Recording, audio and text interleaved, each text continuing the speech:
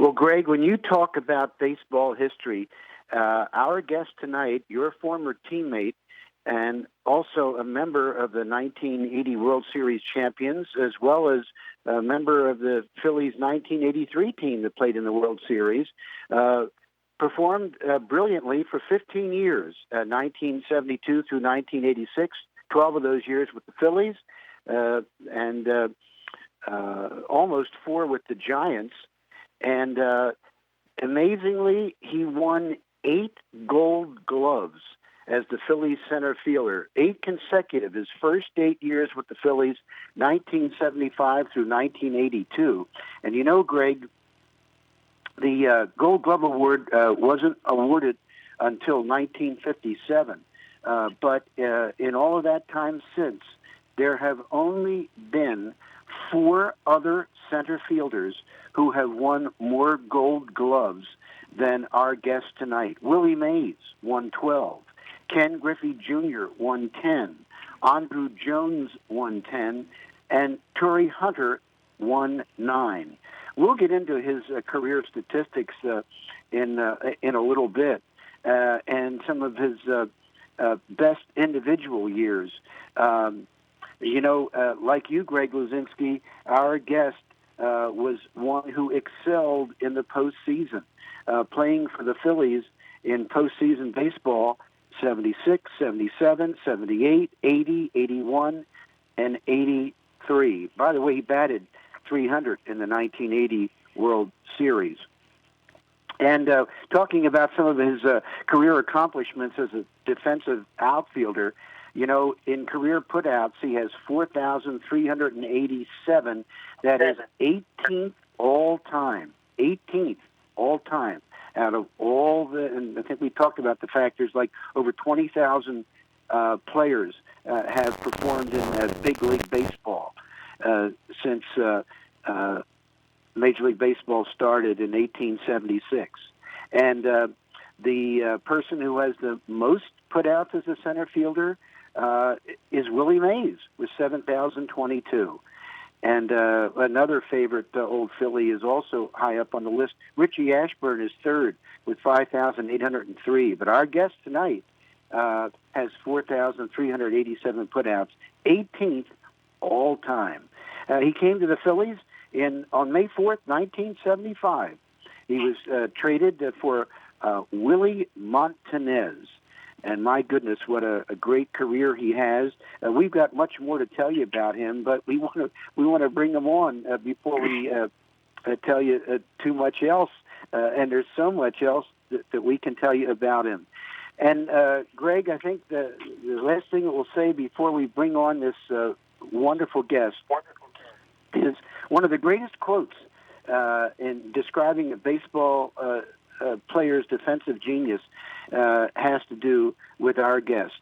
And now there's a question about who its author was. Was it Ray Didinger, a good friend? So I think I'm going to give Ray the benefit of the doubt. Or was it Ralph Kiner, a member of the Hall of Fame himself, a great Pirate slugger, and, of course, a longtime Mets broadcaster, who said, 2/3 of the earth is covered by water, and the other 1/3 is covered by number 31, Phillies center fielder Gary Maddox. Welcome, Gary. Glad to have you on the show. Thanks, Dan. Appreciate that rousing introduction there. Good to hear that voice again, and appreciate that. Well, you deserve it, my friend. Your defensive accomplishments, and you weren't too bad with the bat either. In 1976, you were 5th in the National League MVP voting. You batted .330 for the Phillies. In 1973, with the San Francisco Giants, you batted .319. And you know, Gary, I didn't even mention, but another source of great pride to you and to us as Phillies fans and fans of Gary Maddox, a proud member of the United States Army and a Vietnam veteran. Man, thanks for rolling all that stuff out there. I pretty much forgot it all. But, Dan, especially the part about being a veteran. I'm very proud of that. But I can remember we were at a reunion down on the field, and for the first time, and you had said, you asked everybody to stand and for veterans to salute. And all the years you had been asking people to do that, one day I heard it, and something made me salute rather than just stand up and put my hand over my heart. So I credit you with helping me to, to start to appreciate the fact that I was in the war.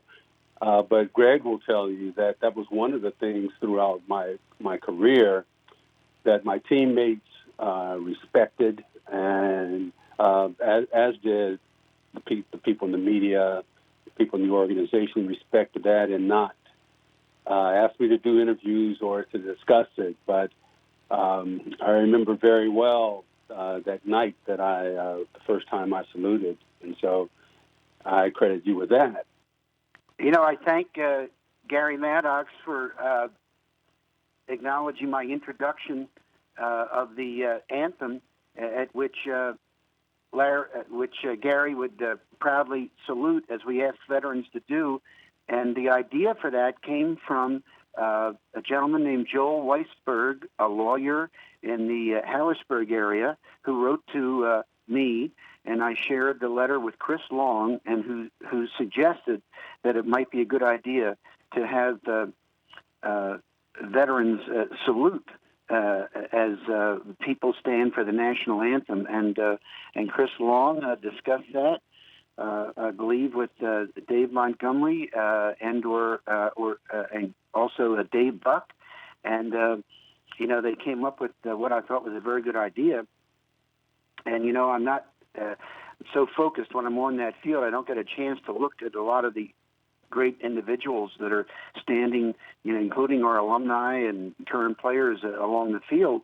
And I'm cognizant of, what's in the script and what needs to be read next. But when I saw the video later of Gary saluting, it brings tears to my eyes. Still does.